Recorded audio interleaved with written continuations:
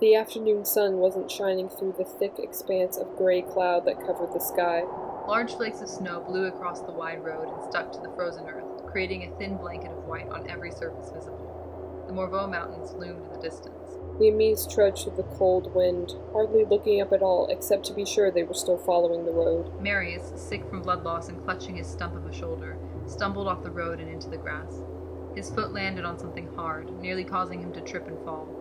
He blinked snow from his eyes and looked down at his feet. He gasped and backed up, falling backwards onto the road. Andros had been walking behind Marius when he saw the latter veer off the road, only to fall backwards. He ran up to Marius and knelt down beside him, trying to help him up. "Are you okay?" Marius pointed ahead of him with the only hand he had left. Dead bodies.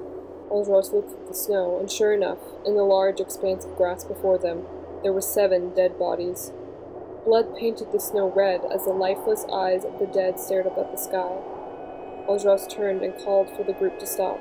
The rest of the Amis soon joined Marius and Andros, and they looked out at the carnage in silence. Eponine spoke up quietly, pointing out to a figure in the snowy haze. "Is that?" "Someone's alive," Cosette answered the unasked question. Sure enough, a man crouched down next to one of the dead bodies, looked up at them. Upon seeing the group, he immediately stood and started stumbling over to them. "Weapons," Fouilly mumbled, and the rest of the Amis agreed, putting hands on their weapons just in case. As the man neared them, it was clear that he was not a threat. His clothes were strange. A shirt that read, "Han shot first," underneath a parka. "Hello?" The man slowed as he got a few feet away from them. His eyes were wide, crazed. He had an office name tag pinned to a shirt that read V. Godot, IT. "Who are you?" Kefrog asked. "What happened to these people?" "My name is Godot. I'm from IT. I left my friends to get water from the stream back a few miles, and I suddenly heard a high-pitched noise, and then battle sounds, and when I came back, they were all dead. Who were you?" Most of the Amis looked at him suspiciously and were silent. Grantaire stepped forward towards Godot. "My name is Grantaire. We're just trying to stay alive."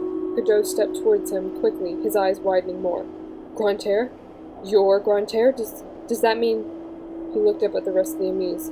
"You are the chosen ones?" He reached into his pocket and pulled out a strange, shiny silver triangular key and pressed it into Grantaire's hands. "Don't let them have this." Grantaire's eyes widened at the new sight of blood spreading through Godot's Han shot first t-shirt. "Hey man, I think you're—" Suddenly, a high-pitched whistle ripped through the air. Kuvert stiffened. He felt an urge to go towards the noise, but forced himself to stay put. Godot fell to his knees and covered his ears. The Amis looked around in confusion, drawing their weapons, and Gavroche dropped his radio to quickly pull out his pocket knife. The whistle stopped, and the only noise that could be heard was Gavroche's radio, which had tuned on as it hit the pavement. The strange message it played rung out over the highway. What a beautiful garden. He often wandered in spaces so vast, mind slacking, ebbing, an appearance or suggestion of spinning complacency. Godot's head snapped towards the radio. He got up and stumbled towards Gavroche and dropped down at his side. No! No! He tried to turn the radio off. The blood on his shirt was now dripping on the ground. Godot looked up at Gavroche. 19! He reached up and grabbed Gavroche's arm and shook him. 19! The man coughed blood. He seized and fell to the ground, dead.